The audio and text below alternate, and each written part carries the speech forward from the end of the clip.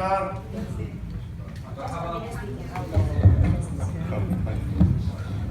Salamat. And Assalamu alaikum wa rahmatullahi wa barakatuh. So for all of those who don't know who I am, my name is Dr Imran. I am actually working in emergency department. I'm an emergency department practitioner. And I got involved in Kangen 3 years ago. I met through a guy called Dr. Mark Tan. Normally we come in and do a duet, but unfortunately he's back home in the UK working. But what we have is his brother here who's doing the videoing. So round of applause to Mark, Anthony. I'm not at liberty to make any medical endorsements about Kangen water. I'm simply not allowed to. So I'm not going to say anything to that effect, but what I will do is, in Islam we have something that says you must try to come to common terms between you and I. And what I'm going to do to establish that is by trying to look at things at the cellular and molecular level. We're going to go down to the basics. If you go right down to the basics, people can't argue with the basics. And when you come down to the basics, then you can explain why Kangen water works. So I don't mind people videoing, recording, because I'm not going to say anything controversial. Although it depends on you guys. Okay, so going back to what I said, I came into this through Mark Tan. He's another doctor. He introduced me to Kangen water, and when I first saw the demo, I bought a machine straight away. And the reason why I bought a machine, because it had already confirmed a lot of things that I had suspected over the years. One of the things that I would say is that myself and Mark, we both share a very common viewpoint, which is that working in the emergency department, we became frustrated with loads of people who come in who are on loads of medications. You must know people. I don't know if any of you know friends or family who, when they go to the doctors or when they go to the hospital, they're on a statin, they're on a high blood pressure pill, they're on a diabetic pill, they're on an arthritic pill, they're on a whole host of pills. Does anybody, put your hands up if you know anybody like that. 7 pills. Not you, but you know people with 7 pills. So, what is going on, guys? This is not what we signed up for. People have fought wars. And they didn't say back then on the trench or wherever they came that when I go to hospital, when I reach the age of 60, I'm going to be on 10 different pills. This is not what they signed up for. This is not how nature works. So I think what we can safely say is that we're losing the battle against chronic medicine. I think there's a place for medicine in the acute sense. People come in with a cut finger, you stitch them up. People come in with pain, we give them a painkiller, but that's not correct. Painkillers. Anybody own a vehicle? Right, loads of you. When the indicator comes up on the indicator panel, it says oil filter. When you take it to the garage, does the guy take a hammer and smash the indicator and say problem solved? Doesn't, does he? He gets to the root of the problem. So when people come in with pain, what we should be looking at is the underlying cause. This is something that we don't do in medicine anymore. We give a painkiller and we send the patient home. So there's clearly something going wrong. So this comes on to why Kangen water came into this. You see, Kangen water comes from studies which were done on the most abundant substance in this world, which is water. And what we learned from that is that there are a lot of natural substances in this world which can help us. So for instance, I go back to Islam again. In Islam we have a saying that says, فَبِأَيِّ اللَّهِ رَبِّكُمَا تَكَذِّبَانِ. Do you know what that means? It means, which of the favors of your Lord do you deny? Which of the favors of your Lord do you deny? It's a very powerful statement, because what it's telling you is that God has created plants, He's created water, He's created all the things that you would need to help you in your health. But what do? You deny, deny, deny, deny. We don't want fresh foods and vegetables. We want McDonald's. We want burger. We want chips. We want KFC. This is the reality of the world we live in, and this is the problem. So we have come a long way from where we should be going. The compass heading of medicine has changed direction. In the old days, who was the father of medicine? Anybody? Who was the father of medicine? Hippocrates. What did Hippocrates used to say? Let thy medicine be thy food, let thy food be thy medicine. We have come a long way from that. Now we rely on drugs to try and help us. But I'm not going to say that that's wrong. There is a place for that. And it does help. But I have a problem when you have to put people on medications for long term. Clearly there's something going wrong. That has to change. So for an acute situation, yes. Somebody comes in with very, very raging infection, you give them antibiotics for a while, come off it, and they go back to normal. But they have to change something. So, 2 years ago, I was on this stage, well not this stage particularly, but I was addressing you. And one of the things I said was, can anybody remember what I said? Anyone who remembers me from 2 years ago? Go on, what did I say?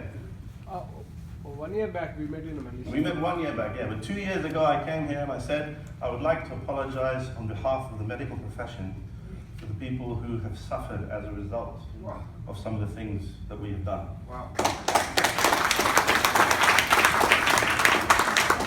Now, do you know what I did 2 years ago? 2 years ago, myself and Mark Tan, we decided that we were going to embark on a journey together. And that journey was to go and do a course in naturopathic medicine. Today, I can call myself a qualified nutritional therapist. I got that literally last month. I got the qualification. Yeah. So I'm a doctor as well as a naturopathic nutritionist. So now, I have both sides of the coin at my armamentarium when I treat patients. So when I have patients who come in, I don't just sit there, take a tablet and go home. I say, come and sit down, let's talk. Let's get to the bottom of why you have this problem. Yes? Right.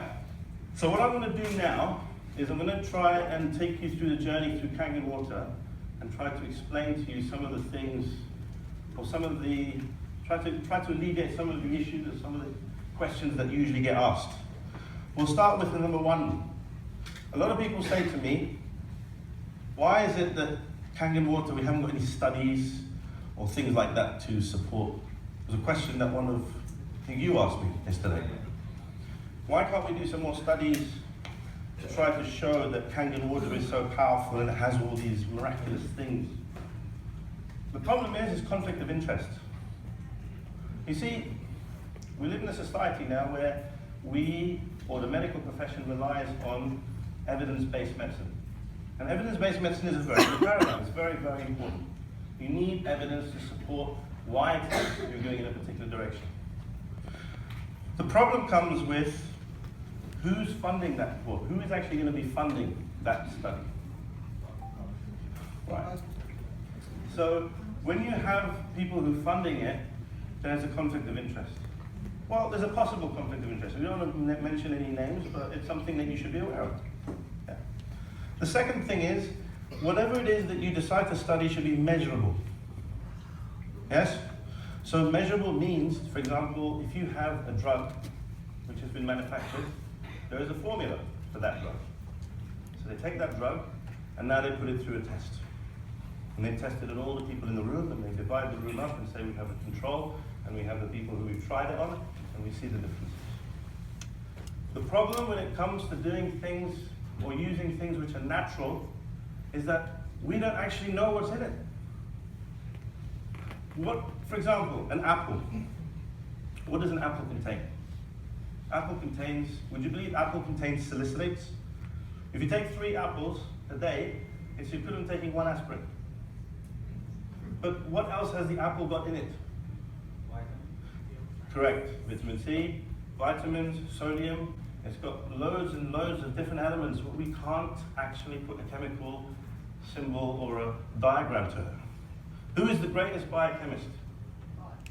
Allah, exactly. God. So He has created this apple. which has in it substances which you know and substances which you haven't even heard of yet. So when you take something like water, which comes from your tap, and you put it through the Kangen machine, what are you getting out of it? What? Okay. So what is water? Is it just H2O? What else is it? Magnesium, calcium, zinc, phosphorus, sulfur, you name it. Every element is in it. And then we talk about hard water. Now hard water's got even more minerals in it. You see where the confusion comes? We cannot measure it. So when you try to put that forward as a point of study, can you see the multifactorial issues you're going to have? You can't control that. Now, there's another conflict of interest. And it goes something like this. It's based on a concept which says that the only cure for a disease is a what?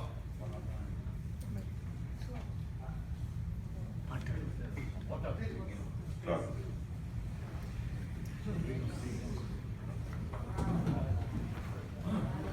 And that was made law.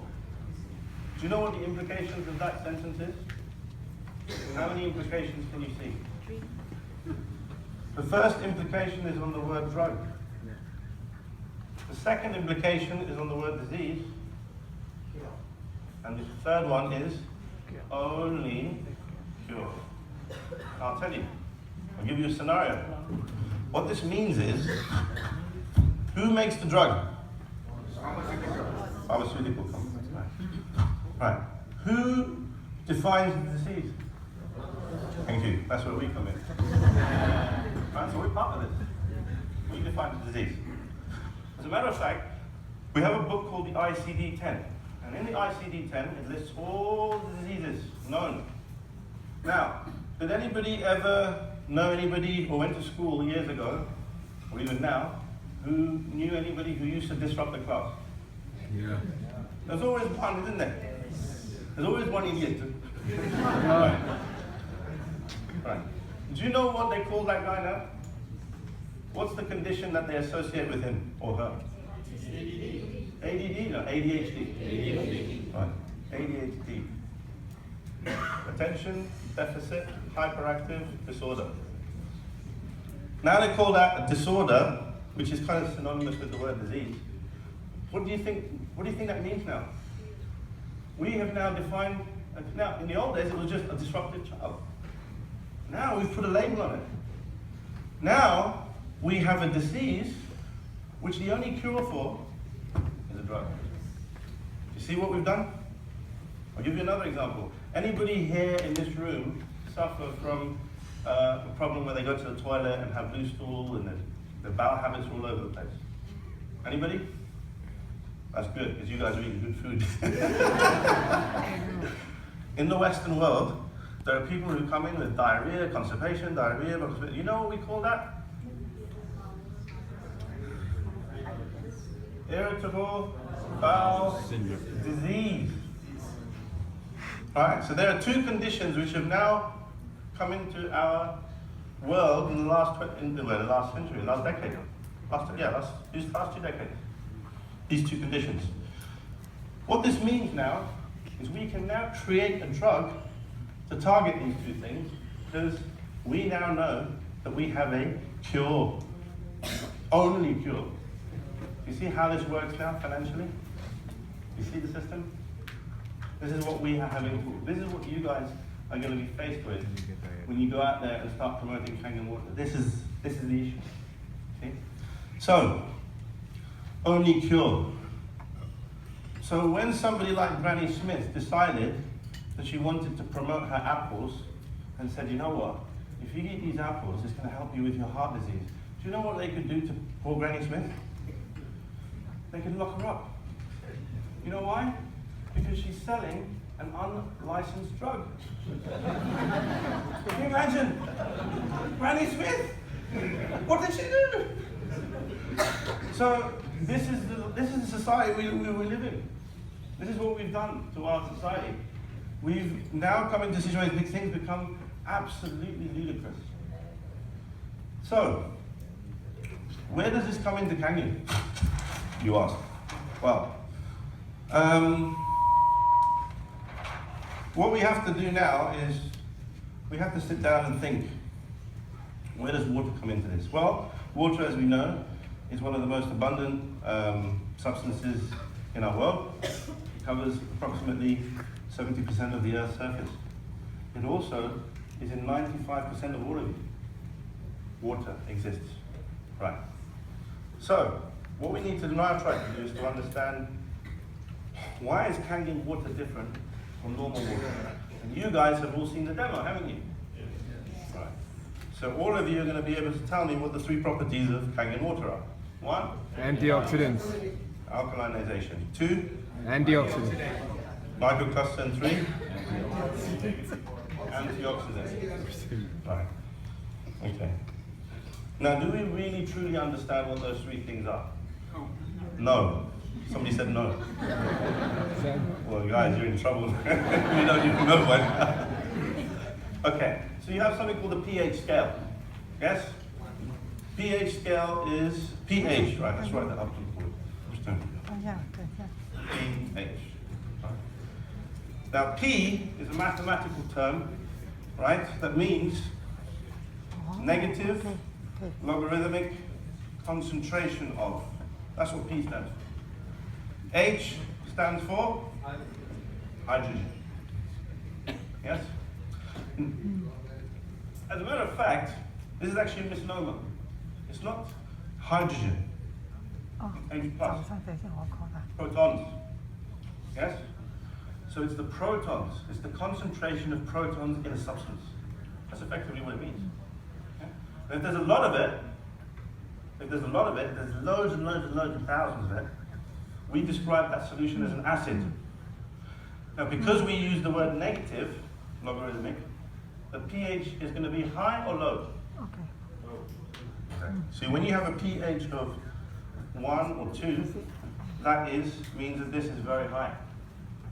So alkaline means when the pH is high, say 11.5 to 14, this is low.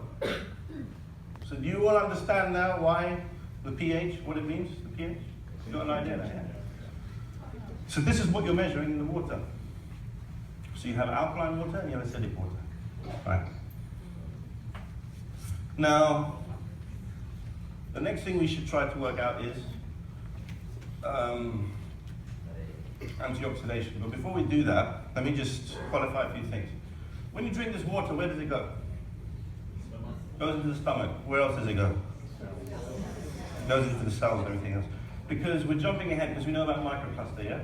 So microcluster is where it actually goes. We did the test with the tea bag. It goes in and it dissolves into all the whole body. As a matter of fact, as soon as those water touch your lips, they get absorbed into the cells. That's why it takes 30 to 60 seconds to reach the head, brain. Yeah? So it's like a sponge. If you imagine a sponge, you add the water here, it goes through the whole system. That water is so powerful, it can penetrate every cell. Because as we know about Dr. Agre, Peter Agre, yes? And the channels, the aquaporin channels, you know all about that. Okay, good. So water gets through the system very easily. So with that in mind, when you drink this water, it goes straight to the body, it goes through all the cells. What we need to try to understand first of all is the composition of the body. And that comes on to this. How many liters of water in a 70 kilogram male? In liters? 3.5. How many liters? 3.5. So we've got 3.5. Anybody got a higher than that? So you think that we have 3.5 liters of water in a 70 kilogram male, is that right? Any advances on that? 50? How much? 45. Right. It's 45 liters of water in a 70 kilogram male. 45 liters. Right. I think whoever said 3.5 is getting confused with blood. Yes? How many liters? How many liters of blood is there in the body? What, more than 45 liters? Or less? 8 pints or 5 liters. Okay? So 5 liters of water is in the blood. Right? What's my next question going to be? How much water there is in the blood? No, my next question is going to be where the hell's the other 40 liters? Isn't it? You got 5 in the blood, where's the rest? Right. You have what's known as, you have what's known as how many cells are there in the body? Right. There's between 37 and 70 trillion cells in the body. Okay? And each one of those cells is what a cell is, a compartment. And each of those compartments contain fluid. If you add up all of that, all of the fluid in those cells, you arrive at the figure of 25 liters. Intracellular space. Where's the rest? So you've got 15, which is in the extracellular space. That, ladies and gentlemen, is how the water is distributed in the body. Yes? Now we'll come on to how much you drink. You know what you asked? Right. So when you drink this water, that water is going to be evenly distributed throughout those systems. In the blood, intracellularly and extracellularly. That's how the water's getting there. Yeah? And we know that it has the microplastic capability. That's why it's getting... So where does the majority of that water go? Intracellular space, exactly. The majority of it is going to go in intracellular space. What does that mean for the cell? Right, we'll come on to that. So, what we will now talk about is, does anybody know what the normal pH of blood is? 7 point? So it's actually a range. It's usually 7.35 to 7.45. That's the normal pH of blood, right? So can you now see, now incidentally, 7.35, is that more positive, sorry, is that more alkaline than neutral or more acidic than neutral? It's more alkaline than neutral. So does this go back to the question now, who in their right mind decided that tap water, which is neutral pH, was the right water to drink? Who in their right mind decided that? You see? So straight away, you've already won the argument. Alkaline water is better. Right? When a baby is born in amniotic fluid, when you measure the pH of the amniotic fluid, is it acidic or alkaline? Alkaline. So 7.35 to 7.45 is the normal pH of blood. Now, does anybody know what happens if you go to the extremes? Supposing it's your pH when you measure it is 6.9. What happens? Acidosis. Now for all of those people that don't know what acidosis is, it actually puts the body in a shock. It actually causes the body to start doing some weird stuff. Yeah? The same thing happens at the other extreme. So when you have people coming up to you saying, oh, if I drink alkaline water, it's going to make my blood go strong, I'm going to go into acidosis, it's not going to be the case. Because where is the majority of the water going? Intracellular, right? And everybody knows that all the cells in our body, they all have specified jobs to do. What is one thing? For example, in the stomach, in the lining of the stomach, what is the normal pH of the stomach? That means as low as 2, 3.5. So it's very, very highly acidic. So when you have those kinds of, and in the saliva of the tongue, does anybody know the pH of the saliva of the tongue is? So straight away, we've identified 2 different areas of the body where the pH is highly different. So it's not a constant. It doesn't need to be a constant. But the blood has to be constant. Why does it have to be constant? Because the blood is traveling around the body. See? So that doesn't get affected. And as we've already established, only 5 liters. The water doesn't go all the way into the blood. It goes into all this. So can you see now that when you drink pH 9.5 or 11.5, it's not going to alkalinize the blood to the point that it goes. So I hope this will clear up the confusion when you see a dietitian or a doctor alike and they talk about alkalizing the body. Yeah? Does alkalizing the body mean alkalizing the blood? No. It means alkalizing the cells, of which we have millions of or trillions of. Yeah? So I hope that clears that up. So this is the pH system. This is how it's distributed. And So that's why Kangen water has the benefits that it does, because this now comes back to a guy called Otto Heinrich Warburg. Yes? And what did Otto Heinrich Warburg say about cells? Cancerous cells. They are acidic, but right, exactly. So what you have to do is you have to try and create an alkaline environment. This is why he insists on trying to alkalinize the body. Because if you alkalinize the body, then you can reduce the risks of cancer. And remember I said reduce the risk. Yes? Now, that brings me on to a testimonial. Sorry guys. Right, that brings me on to a testimonial. Myself and Mark Tan, we had a dilemma. We had a situation where a lady who Mark had seen, she was a 55-year-old lady who was diagnosed with stage 3 lymphoma. And if all of you, any of you don't know what that is, it's basically cancer which has got to a stage where there isn't pretty much any comeback. She's only been given 3 weeks to live. Yeah. So she came to us in December of 2014. And what she said was that she had had 3 cycles of chemotherapy, all had failed. No, actually, wrong.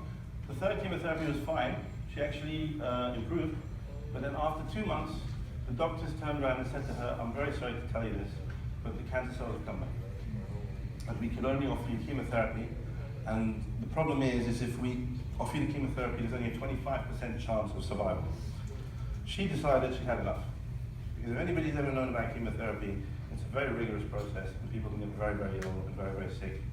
And she said, that's it. And we put my affairs in order, call it a day. A very, very heartfelt text message which she sent. So myself and Mark, knowing what we knew, and knowing that we just started our journey in naturopathic medicine, we decided to approach her and we said, listen, we're going to try and offer you something, a solution, literally. And she said, well, what could you possibly offer? You can see, to hear the frustration in her voice. You know, the husband was actually a chemist. So he was very skeptical when we started talking about it. So anyway, we said to her, listen, we went in Trump style, what have you got to lose? What have you got to lose? I know it sounds really bad, when we hear that, it just goes on. So anyway, let's look at Trump. Anyway, let's go there. So anyway, so what happened was she decided, she said, okay, I'll try anything. Just to make it fun. So we went, we explained the rationale. Explained exactly what I explained to you guys about alkalizing the body, the cells, and everything else. So we said to her, why don't you try drinking pH 11.5? Right? Now, Simon earlier gave 15 benefits of Kangen, didn't he? Right. I'm going to throw a 16th one in there. Do you know what that is? Kangen water is the only water endorsed by the American Cancer Institute. We had that one. So, what we did was, we sat down and we said to her, listen, try this. Drink pH 11.5. We explained the rationale, you know, why she should do it. And she said, okay, fine. That's what she did. We also asked her to change a few things in her diet. Now, I'll throw in a disclaimer in there. Water is only part of the story, right? I'll come back to that. But the next thing is your nutrition. Get the water right. You all are very privileged to know that the water that you have is the best water that you're going to come across. Take advantage of that. And another question I would throw into you, you heard Simon going about BMWs and Mercs and all that. What I would say to you guys is, why would you want to compromise on your health? I think that deserves a round of applause, isn't it? Yeah. Why would you want to compromise on your health? If you're going to spend in the way of Allah and spend in the way of trying to help yourself. Anyway, we'll come on to that. Right, 11.5. So what we did was we started her on 5 litres of water. She started drinking 5 litres of water. So this was now, we were in the first week of December. Can you believe, in January 2015, she came back to us, she said she went to see her oncologist, and the oncologist was shocked to discover that the cancer cells in one half of the body had gone. Whoa. She had a lump in her neck, right? 2 weeks after that, the lump went down. After drinking Kangen water. The other thing they make you do when you're a cancer patient is they do yoga classes, all these. She never could last more than 20 minutes in a yoga class. These yoga classes usually go on for an hour. She was able at the end to actually be able to last throughout the whole yoga class. Then she started, a week after that, she started doing digging holes in the back. She was working on her allotment. This was the lady who was bedridden. From bedridden, within 2 months, was starting digging in the gardens, and planting plants and all this kind of stuff. But every story always has a negative connotation to it. And it can be quite heartbreaking for some people, it can be a setback for some people, but sometimes a setback can also be something to learn from. What happened? The family got so excited. Do you know what they decided to do? They went off and bought a competitor machine. Xbox or X machine or whatever it is. So they went and bought this X machine. Yeah? It was cheaper. She started drinking that. She didn't she stopped the Kangen altogether. What do you think happened in 2 months? All the cancer cells came back. So it just goes to show that, that for us was heartbreaking because we thought, well, she's obviously not coming back. And you see, at the end of the day, we live in a world where everybody has free will. You can't deny free will. Everybody has free will. They can do what they want. But again, it's about learning from other people's mistakes. Is that right? You know what Fanny said earlier? Just learn from other people's mistakes. So this is what happened. So then, 2 months later, she decided she'd had enough. She came, she got rid of that machine, she bought the Kangen machine, she installed it, and guess what happened? She went into complete remission. Wow. How's that for yeah? So it just goes to show that, out of every cloud there's a silver lining, and there's a good tale to tell from that. But this is the thing. This is not to say then, this is not to endorse Kangen and say that Kangen is the cure for all cancers. We can't say that. Because every cancer is different. Yeah? It's part of the equation. I always say, start off with one thing, the next element in the cosmos. Well, how many elements are there? How many elements are there? 5. It always used to be 5, yeah? Air, water, fire, earth, and ether. Water is the first one, the next one is earth. Now you've got to start looking for the right nutrients. Because when you get the right nutrients, you can build yourself up. That's it. So,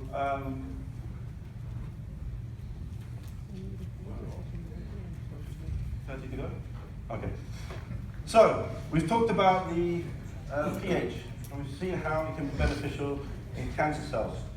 Because we know about Otto Heinrich Warburg's work, we know about what Kangen can do, we know that Kangen water has the capability of producing pH 11.5.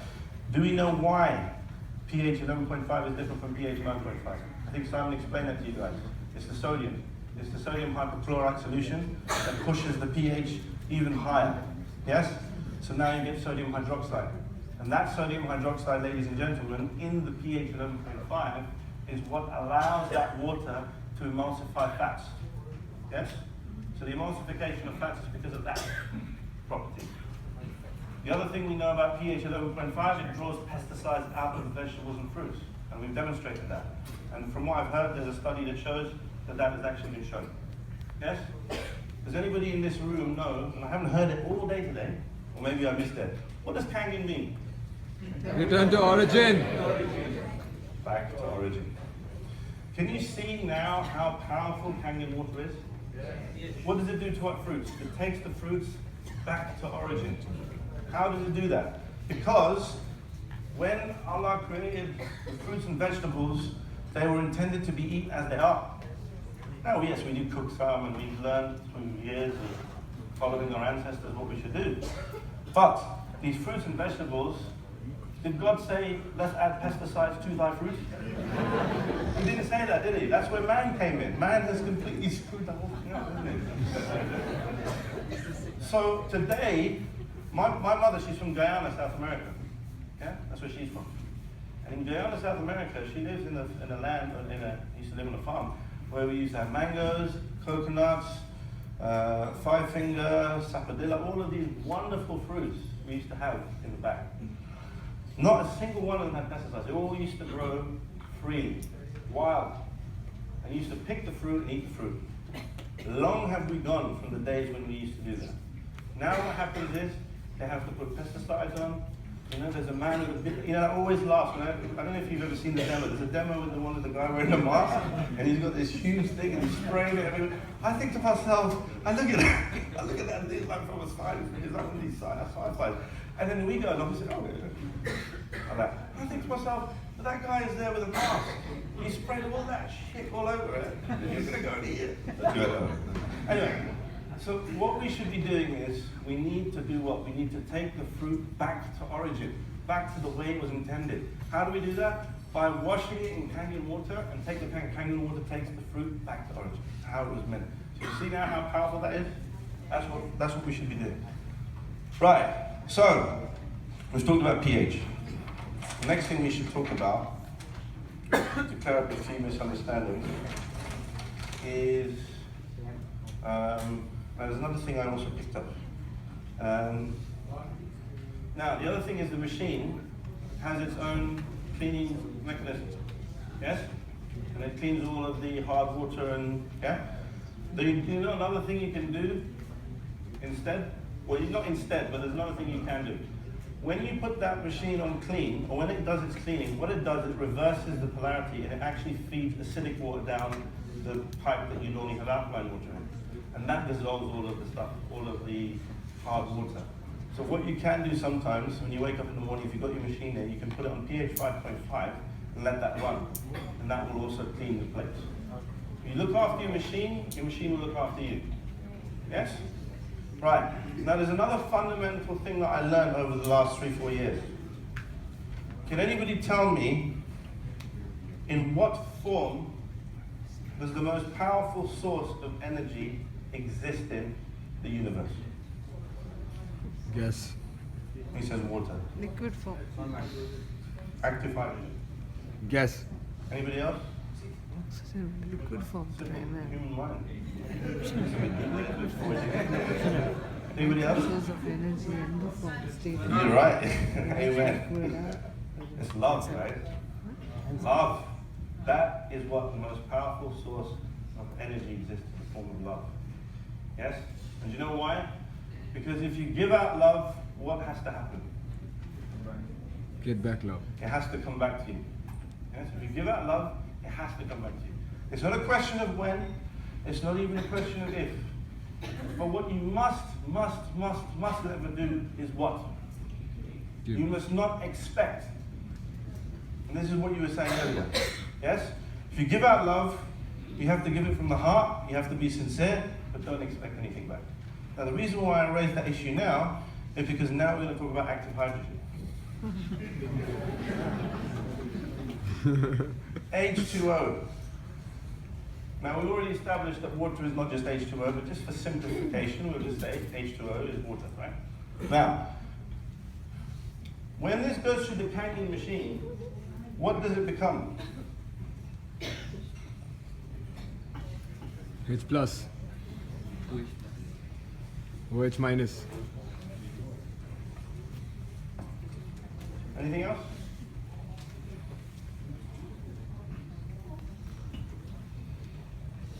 Come on, guys. What's the secret ingredient in Kangen water? Sodium. H2O.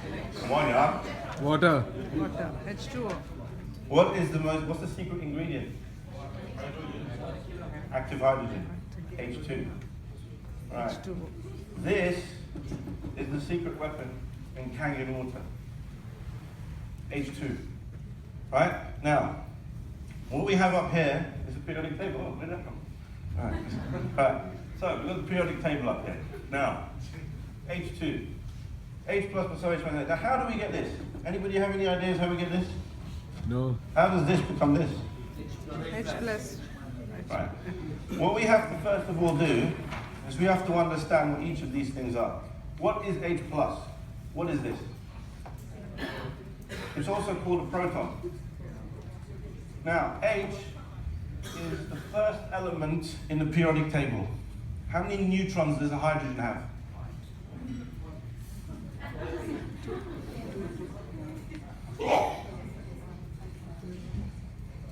There's no neutrons in hydrogen, guys. Because what's the atomic number? 1. 1. So 1 of what? Electron. So hydrogen has 1 electron and 1 proton. That's it. There's no neutrons. H has 1 electron and 1 proton. It has a charge of 0. Yes? one electron to balance one proton. Yeah, that's why it has a charge of 0. When it gets a positive charge, the electron disappears and we're left with just a proton. It's very important you understand this, because if you understand this, then you'll understand the whole thing, how it works. Yeah? This is what H is. Right.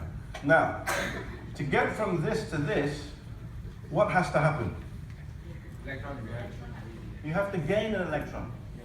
Right. What is that called? Is that oxidation or reduction? Reduction. Right. So you guys know about oil rig. Oxidation is loss. Reduction is gain. Oil rig. O-I-L. Oil rig. Oxidation is loss. So this has to gain an electron to become this. So that is a reduction. Yes? That's a reduction step. For this to go back to that, that's an oxidation step. Right. Now, what are we talking about? We're talking about antioxidants. Does anybody know what a free radical is? What is a free radical?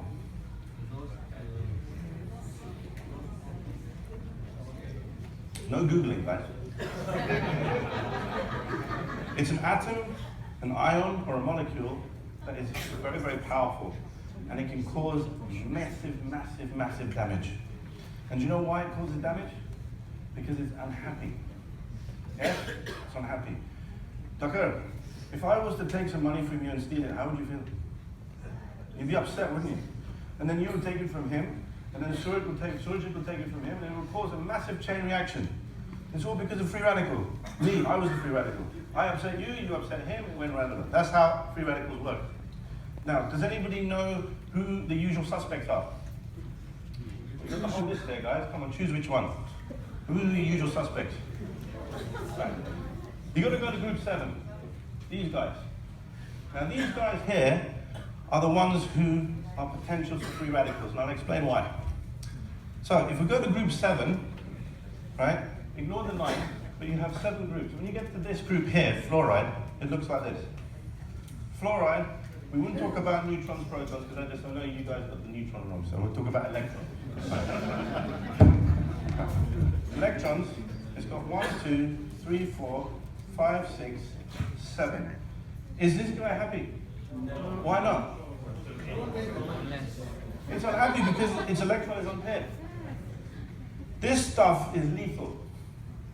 Now, I'm going to say this again for the benefit of the people who are not here, because I was criticized for this last year.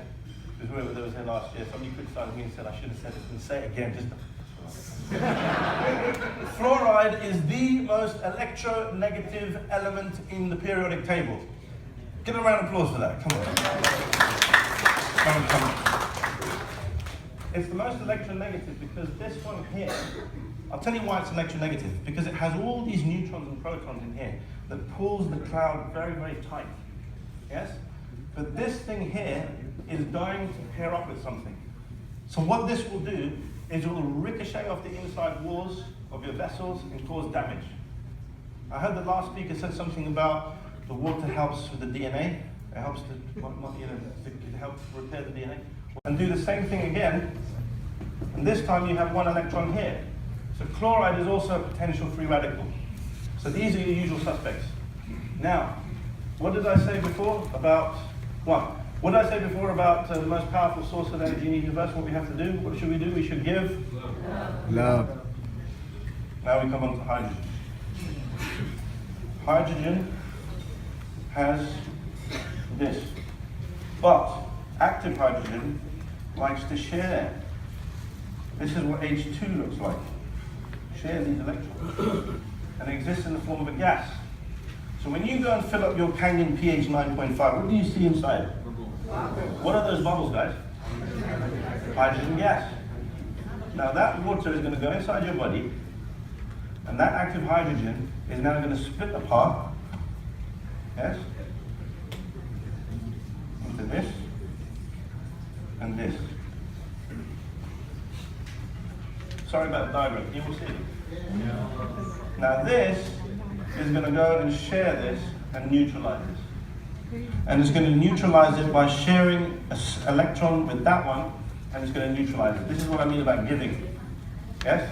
You go, so if you gave me some money, we wouldn't have this problem in the first place. We're going to start giving, guys. So this is what active hydrogen does. It splits apart and it goes and neutralizes the free radicals, and it keeps the general consensus. Everybody's calm, everybody's loved, everybody's happy. So that's how antioxidants work. This is what active hydrogen is. That's why Kangen water works as antioxidant. So now you know how it works as an antioxidant. It's going to go there, and it's going to donate its electrons. They hate me, and that's it. It neutralizes free radicals. So that's the antioxidant story. Yeah. We come on to the last one, which is microcluster. Now, microcluster is a little bit difficult because you're going to come across some guy who's a scientist, and he's going to listen to you do your teabag test, and you're going to tell him that water can exist in small molecules, and he's going to tell you things. It's not recognized in the scientific world. It's not. And I think the reason for that is because they do not actually appreciate that active hydrogen, H2 on its own, will penetrate the cells. That's what we're coming to the conclusion of. So when you do your teabag test, it does actually penetrate the cells. It does have that capability. And I'll tell you why, because I just heard of an experiment only today, where if you take a bag of just tap water and measure the ORP inside, the ORP will be positive.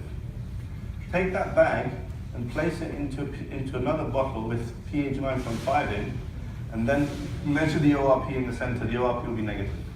Because the active hydrogen goes across into that and produces the negative ORP. Now, do we understand what ORP is? What does ORP stand for, guys? Right. There's another thing we've got to clear up. Because some of you think that this water somehow has some voltage power or some stuff in it. Right. Let's be clear what ORP is, okay? ORP is a measure of the oxidation reduction potential. What it actually is measuring is measuring a relationship. It's measuring the relationship between the product, which is H2, yes? And the precursor to that. Does anybody know what the precursor is? I already explained this to you guys. H plus proton. If you add an electron to this, what does H plus become?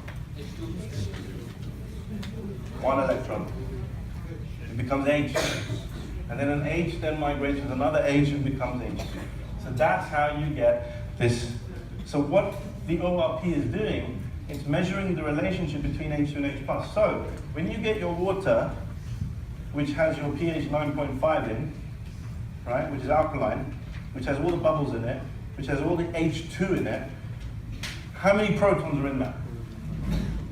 Is there a lot of protons, or is there least protons? Least. A lot. Why?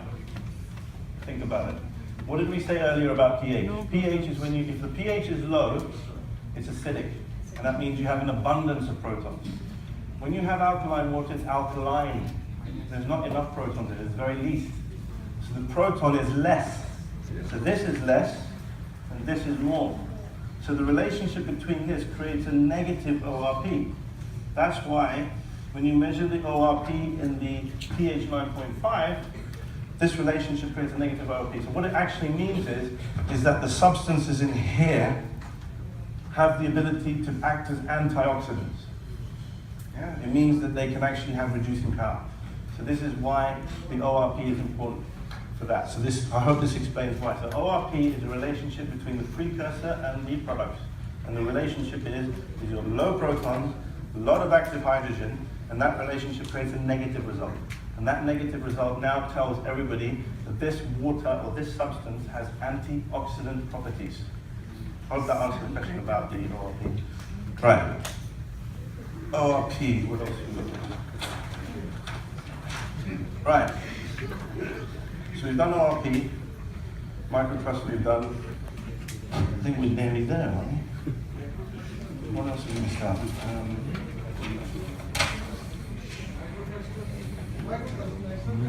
Yeah, microcluster, as I said before. The active hydrogen in the water, as I said, the water, go back to this one. This diagram here shows you the water, all the species that we're producing. Right, H2O produces H+, it produces hydroxide ions, and it produces H2. These are the three species that you're going to get in Kangen water. You do not get this in normal tap water. All you get in tap water is this. What does this look like? It looks like this. That's what this looks like in the water. And then you also have this, H+ and OH-. And then these form hydrogen bonds. That's why the water is a very good conductor of electricity. Yeah? But what you also get is H2. This is the stuff that travels across the membrane, and then when it gets into the next water, it'll also produce more H2 and less protons, and then the ORP will become negative in that. So this is what's actually causing, the active hydrogen is the key. That's the thing that gets across the membranes and pushes it. So that's your microclustal story. Does that answer the question? Yes. Good. I think we're done, guys. I think that's it. I think we've covered it all. Huh? Canola? You want canola? You want to know about canola oil? 5 Right. minutes. Where does canola oil come from? Flour? Right, which country does it come from?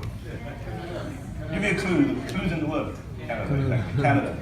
Right, canola means Canada. Now we just have to work out what these three mean. Right. Rapeseed. Rapeseed is where the oil comes from. When you actually take rapeseed, in order to try, now you know what seeds are. These seeds, you get olive oil, all these other oils, right? These seeds, they have to crush them, and they have to go through some sort of chemical process in order to produce the oil. The Canadians were the first people that came up with a way in which to produce rapeseed oil. But what they did was they used something called low acidity. That's where the LA comes from, not Los Angeles. Low acidity, and the O stands for? Oil. Right. So oil, low acidity, that's what canola oil is. The problem with that is that when you have low acidity, when you create that process, it causes so much energy. Those oils are very, very, they have the potential for producing carcinogens. And I'll explain why. Because if anybody knows what the structure of oil looks like, it's basically loads of carbons. Okay? All these carbon chains. If I put a double bond here and a double bond here, it's still a fat. Yeah? And then you have all these hydrogens coming off at various points. Now, if you heat this up too much, when you have this double bond here, it produces 2 carbon double bonds, and there is a potential for it to produce 2 types of species. One species has a hydrogen up and a hydrogen down. This is what's known as a what fat? Trans fat. The other configuration is this. That's called a cis fat. Cis fats are good. Trans fats are lethal. Because when the trans fat gets into your body, in the cell, I can't believe you didn't cover the cell. In the cell, you have a cell membrane. And that cell membrane has loads and loads and loads and loads of fats. And they have a water-like part, and they have a fat part in the center. So you have fat loving in the center, water loving on the outside. Now, what a trans fat does, it blocks that.